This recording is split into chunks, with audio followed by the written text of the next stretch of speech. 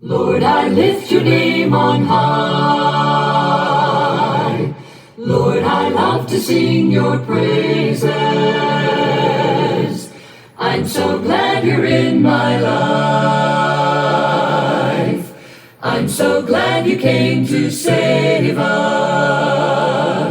You came from heaven to earth to show the way, from the earth to the cross, my debt to pay. From the cross to the grave, from the grave to the sky, Lord, I lift your name on high.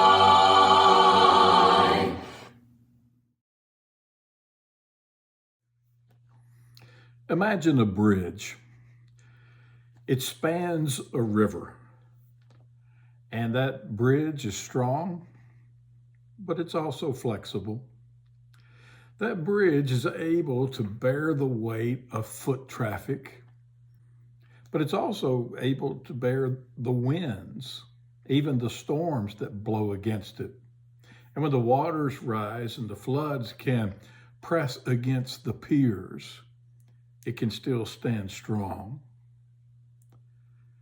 I think God creates us as people to be like that. Just as a designer designs the bridge to be sturdy and flexible, God has made us to be strong and yet to have some sway that is important for successful relationships.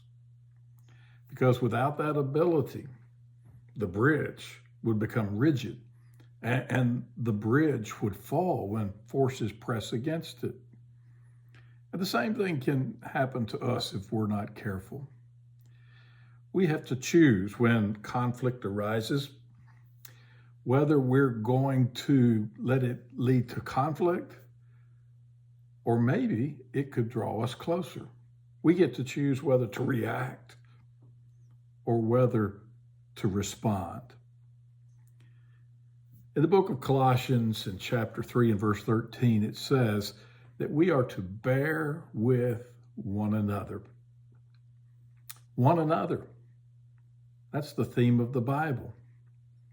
That we're to have a mindset where we look not only to our own interests, but to the interests of others. And we are to bear. What does that mean? To endure, to tolerate, to put up with patiently the faults, the weaknesses of others, our differences. And that's not easy. When we go to the book of Galatians, we read in Galatians chapter 6 and in verse 2 that we are to bear one another's burdens and so fulfill the law of Christ. We are to bear burdens. But not only are we to help people in their struggles, if you go over to the book of Romans chapter 15, it tells us there in verse 1, we who are strong, like that bridge, have an obligation to bear with the failings of the weak and not to please ourselves. We are to bear one another's burdens, struggles. We are to bear one another's failings, because there are going to be times when people may say or do something that does not please me, that may offend me. And I've got to choose how to respond. If any little thing is going to trigger me and I become defensive and I talk about my rights, there's no way to keep a marriage together, no way to keep a friendship together, no way to keep a church together. But it is our spiritual strength that makes us flexible and able to bear with one another.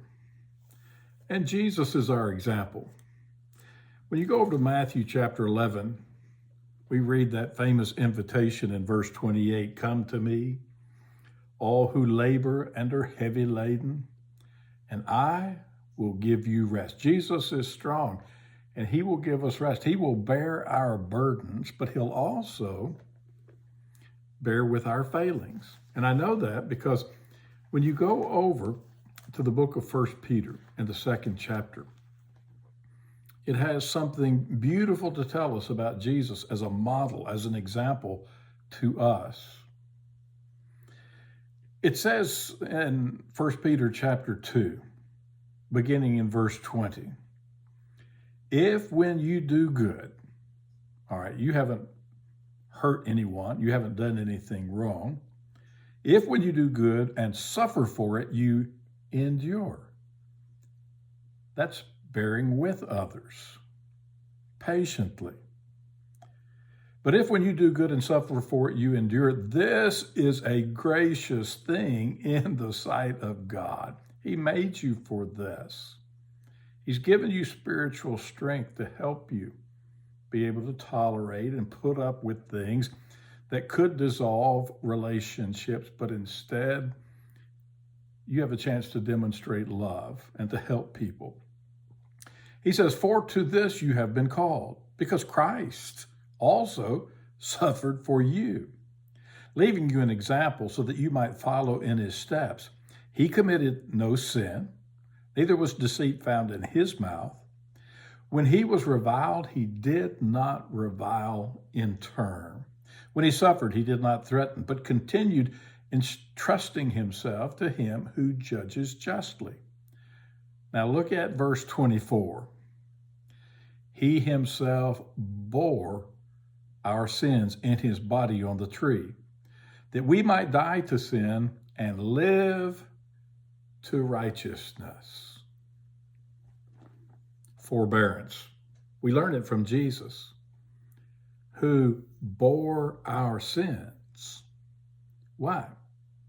So that we don't have to be controlled by sin, but we could, through his love and generosity, we could move towards greater righteousness. Do you want to please God? Forbear. Do you want to help other people move beyond the sin, the offense? Forbear. If you want to help people see love in action so that they desire to live more righteously, forbear. It's a choice. It's your choice. And Paul urges us to bear with one another. I hope you enjoy your discussion tonight, and may God bless you as you walk in Jesus' footsteps.